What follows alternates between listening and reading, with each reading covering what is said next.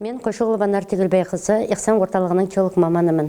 Елімнің ел жанында перзенті ретінде жастайымнан еліме, дініме, тіліме қызмет етсем деген асыл мұратым болды. Сол мақсаттар мені ел аумағындағы 3 жоғарғы оқу орнын үздікпен тәмамдап, бүгінде ұстаз және теолог деген қос мамандықтың иесі атандырып отыр.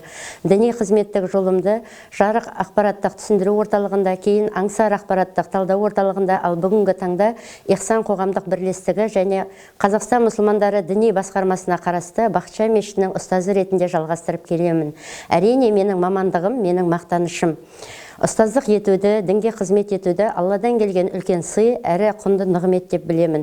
Теологиялық, ағартушылық, ұстаздық қызмет сонау әділетті халифалардың кезеңінен бастап күні бүгінге дейін жалғасып келе жатқан елдің тұтастығы мен бірлігінің жолында өте маңызды, өте қажетті, өзекті мамандықтардың бірі. Қазақ халқында ұлды тәрбиелегенің, ерді тәрбиелегенің, қызды тәрбиелегенің, ұлтты тәрбиелегенің деген қанатты сөз бар. Біз аналар елдің ертеңі, елдің болашағы болар ұрпақтың тәрбиесіне жауаптымыз. Сондықтан да саналы, білімді, иманды ұрпақ тәрбиелеу үшін ең алдымен әйел қауымы өзі көзі ашық, көкірегі ояу, діни түсінігі мен діни сауаты дұрыс болуы өте маңызды деп санаймын.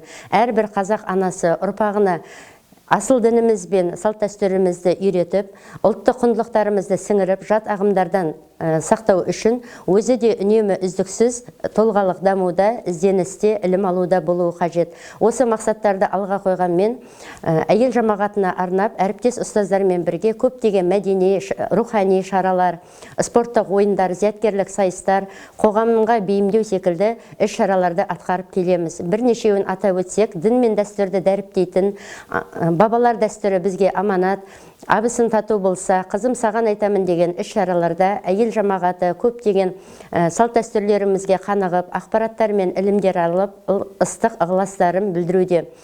Сол секілді қоғамға бейімдеу мақсатында түрлі саладағы мамандардың кеңесімен өткен ашық есік күндері, түрлі бағыттағы шеберлік сабақтары арқылы бірқатар әйелдеріміз мемлекеттік қолдауға ие болып, бүгінде өз кәсібімен айналысып, өз сүйікті ісін тауып, қоғамнан өз орнын табуда.